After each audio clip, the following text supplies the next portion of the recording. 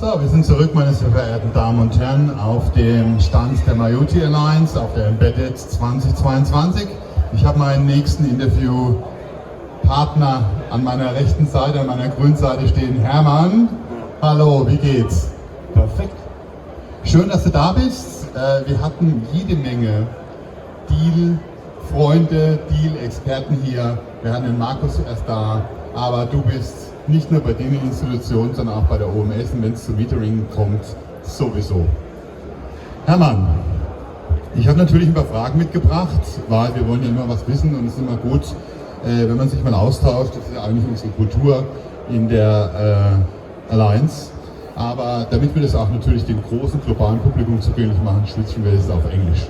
Oh, yeah. Okay, all right, Hermann. So maybe some words about Diehl and about your role, your responsibilities. Yes, Diehl is a company which is family owned. We are very old, 160 years old. And all this time we are working with sensors for metering. My job in Diehl Metering is communication with sensors. So I started some 30 years ago with wired embers, later on embers. Now I'm joining mioty, and so I was one of the founders of mioty, leaded the alliance together with Uwe. And I can say, for my experience, I'm in this business since more than 30 years. mioty is the most exciting technology that we have ever seen, and I have seen a lot of technologies coming and going. I trust you. Well, we have to be a little bit more specific. You were sitting in the driver's seat, you were the chairman of the board, and since we are rotating, I mean, everybody was crying when you handed the role over to the next one. But anyway, we still have you here, and I'm very happy about that. So, a question which almost is answered by yourself, just how you act and how you promote mioty. But anyway, I ask it anyway.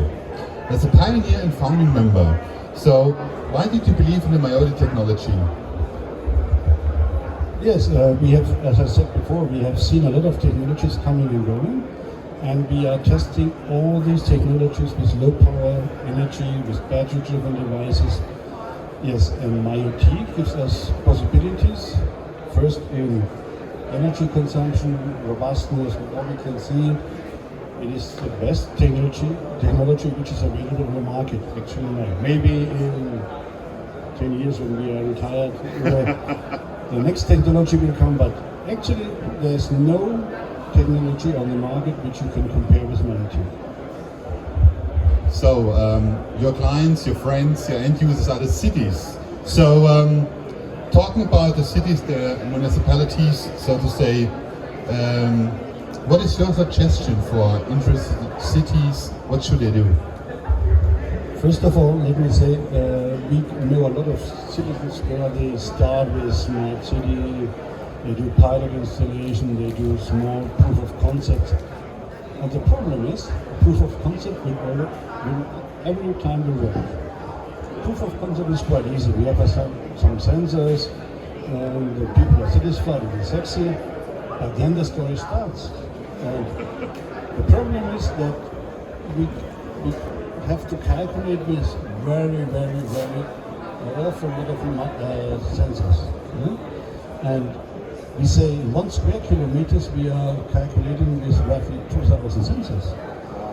Yeah, and you have to choose the technology which can work with it. And only mioty can do that. And if you start and say, okay, let's make a POC, and you are satisfied, it's only the beginning of the journey. And I would suggest to the municipalities to find a partner, to plan, to see where you want to go, to define what is your target, how many sensors, how many use cases, and look for a partner who can help you. That's maybe the reason I heard from our partners and friends from L'Oreal that they were expecting much more services and endpoints in service being connected. And that's maybe the cause also for the hesitation, since they see the size of the project which they have to deal with. And so POCs, yeah, it's common practice, but in real life, in a really crucial area like smart cities, where you have a lot of interference and so on, you know it, you get dealt with it all your professional life almost. So you better check. So let me phrase it this way, okay? Before the POC is after the POC. So your advice is talk to us. We will look into the whole picture, not only the first 2000s, and then we will provide you a solution, a recommendation, or partnership. Exactly. This is what I said. What I tried to say is, when the people go in creating a network over a city, to make smart city solutions, the problem is always that people install gateways and then look what happens. And when the gateways are installed, they will find out that there are some areas they cannot cover.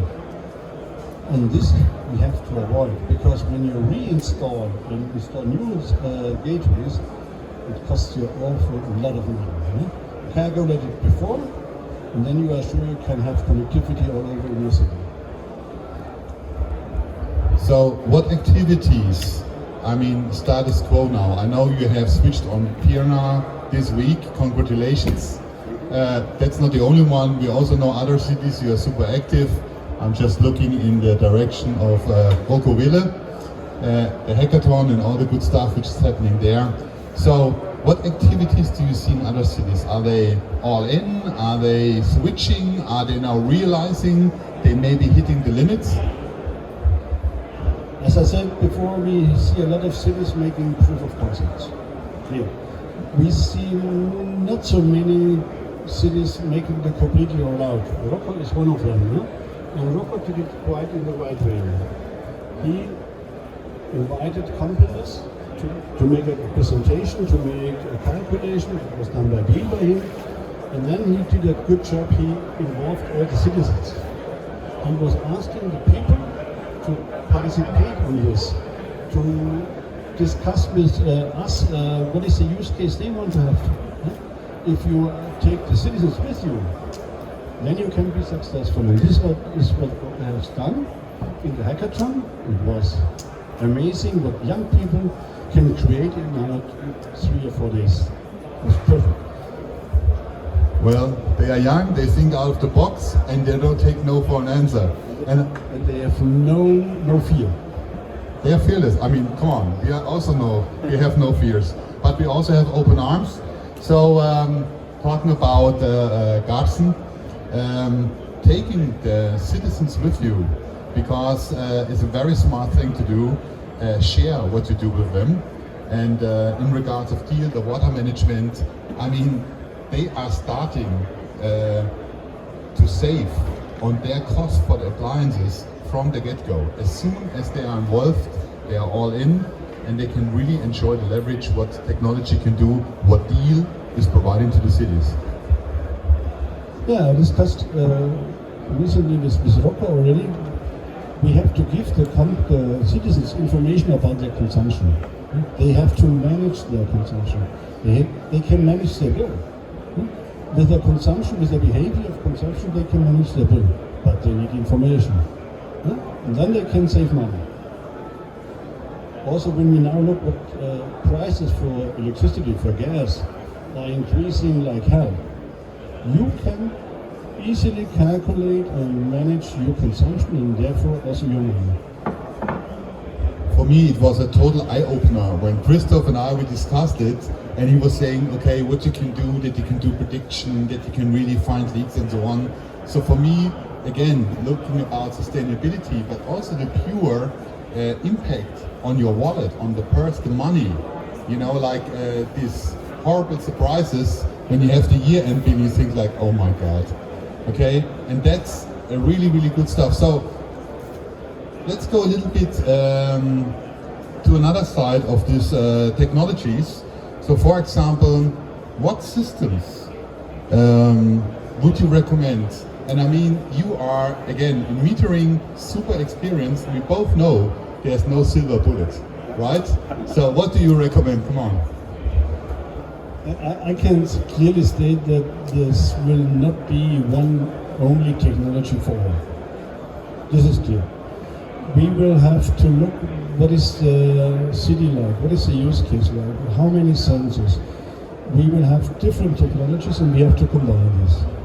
The best technologies for the best use case. When we have a sensor meter outside of the urban area, why don't use another technology? If it's possible, do it. When we go to high density, when we go to these features what mioty is offering, then mioty is without any competition. And so we recommend that all the technologies you can use. We have created gateways talking to all these technologies, covering all these technologies and reading these meters with other technologies too. Well, of course, we have a roadmap. Of course, we have some targeted goals we want to accomplish here in the mioty Alliance. But it's not the Alliance only and nothing beside, above or beyond us. So your gateway is a proof for an open arm and open mind mentality. The customer is the topic what's all about. And I think you cannot get a better strategy than a satisfied customer. So I really applaud the open mindset. Now you were talking in the metering world, in the Diehl world, but that should be the general genre of all the organizations. Look to the left, look to the right, and don't be prejudiced. Welcome them with open arms. I have never ever, and I always remember your words, we don't bash anybody. Bashing is never successful. There are technologies on the market which have their best time after them. New technologies, as I said in the beginning of our discussion, new technologies coming to the market, it's always the same. And the lifetime for technology is something around 10, 15 years. And then the next generation will come. This is what we have to deal with. And Diehl, especially with our gateway philosophy, we are open for all these technologies. And when our customer is satisfied with, we implement. We cannot say to the customer, oh, we don't want it because it's a competitor. No. This is also the spirit that we have here in the Alliance. We have different sensor suppliers and we all work together. We completely open to implement their sensors in our systems. Why not? That's right, why not? So, but there's another, how should I say, kind like a monster in the minds of the cities, and that's security, data security. I mean, we have all these movies which don't make the nightmares better, where they switch off cities, cut off the water supply and so on. So all the good stuff where you sit 2 hours in front of your TV and look to the horror scenario. So data security. Well, how can we protect the guys? You're right.